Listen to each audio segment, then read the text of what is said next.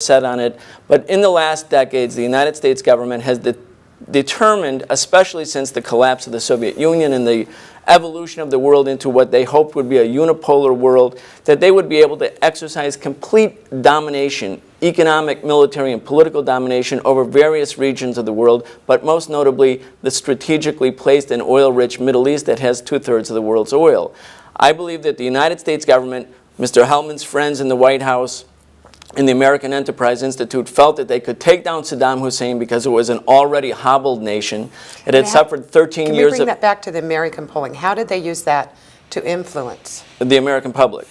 And, and the government, the Senate, the Congress. We could just go through, and people have done this, all of the assertions by Bush, Cheney, Rumsfeld, Rice, that the Iraqis had something to do with 9/11, that the Iraqis were nurturing terrorists, that there would be another terrorist attack in the United States in the form of a mushroom cloud, meaning implied a nuclear attack, and that the United States government must strike out in order to defend the people of the United States. In other words, they were lying and using false pretexts and shifting rationales to scare the people of the country witless. I don't believe they were completely successful, but that certainly was their approach. And Wayne.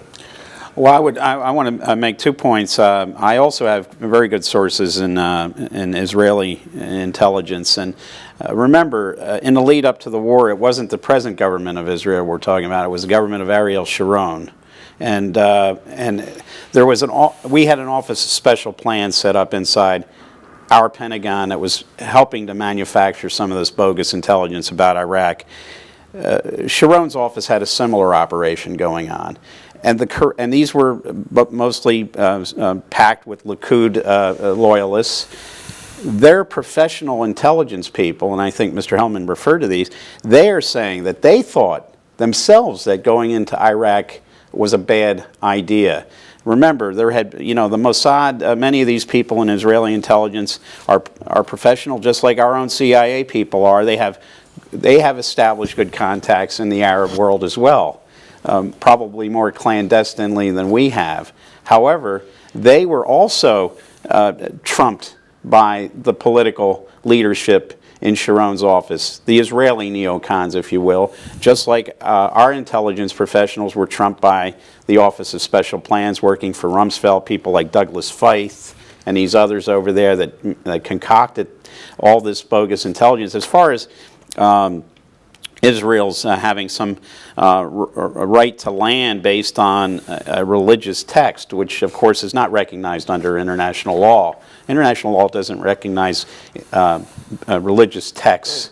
Just as it's the Torah or the Quran or whatever it is. And I would point out the American Indians and their religion feel that this land that they lived on was given to them by their creator, but we usurped that. So I guess using the Israeli analogy, some of these people who think Israel has a right based on the Bible should pack up and move back to their countries of origin, Richard, including those in Europe. Just about ready to go to break. I'd like to, if you'd like to go ahead and rebut.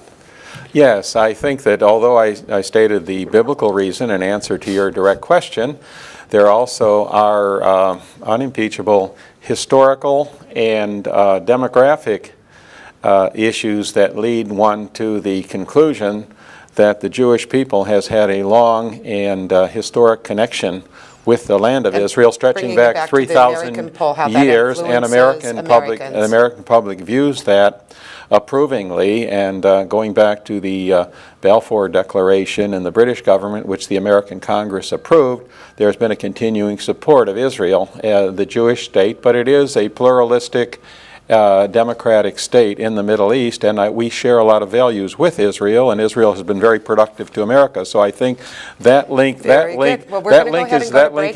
strong and clear. We will be back right after this short news break.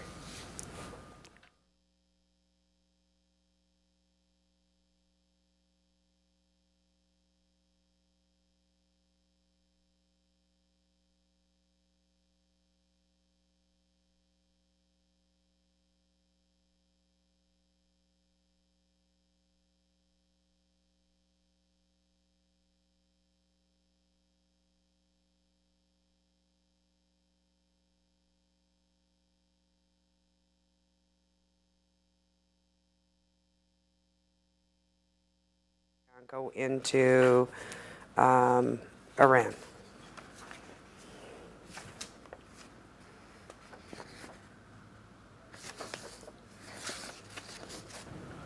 And welcome back to American Dream.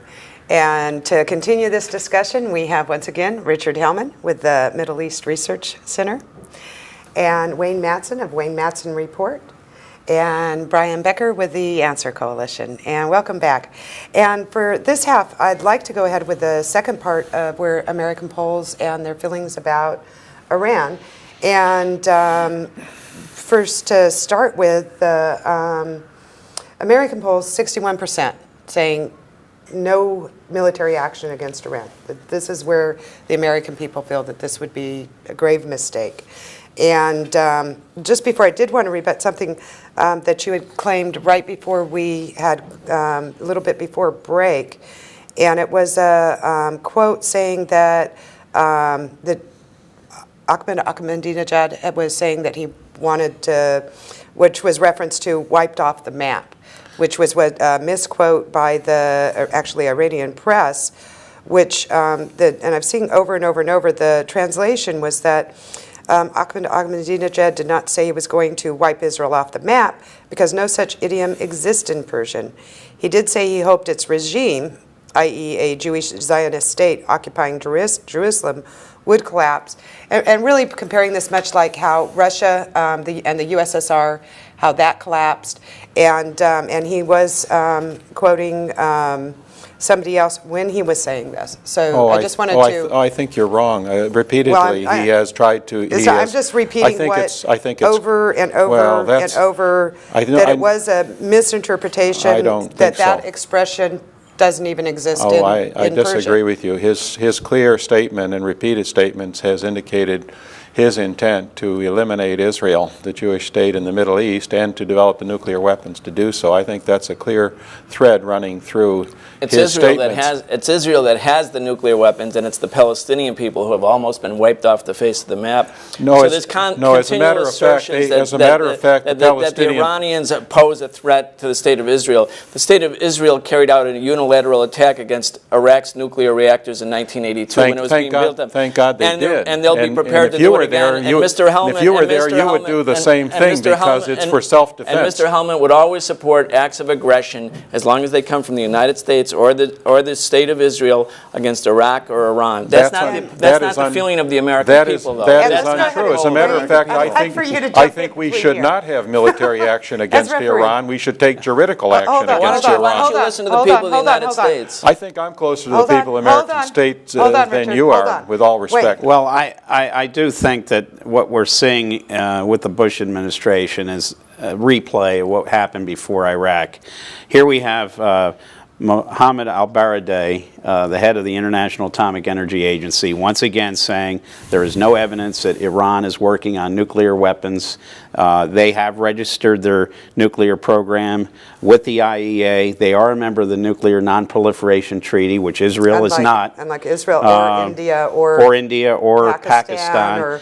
Pakistan, as a matter of fact, if people are concerned about an Islamic regime having nuclear weapons, they should look at Bush's friend Musharraf, because Pakistan is an artificial entity. Pakistan actually was created as a term. It's not a name of any real country. It's a mix of various countries. But the bombs, nuclear weapons held by Pakistan are held by the Punjabis. There's many other ethnic groups, repressed ethnic groups inside Pakistan who feel oppressed by the Punjabis. So here we have a country that has aided and abetted the Taliban. They provided funding for Al-Qaeda. And we're talking... You're not calling for military action against Pakistan. I would not talk about... no, certainly not, because Pakistan, of course, we're told is an ally of the United States.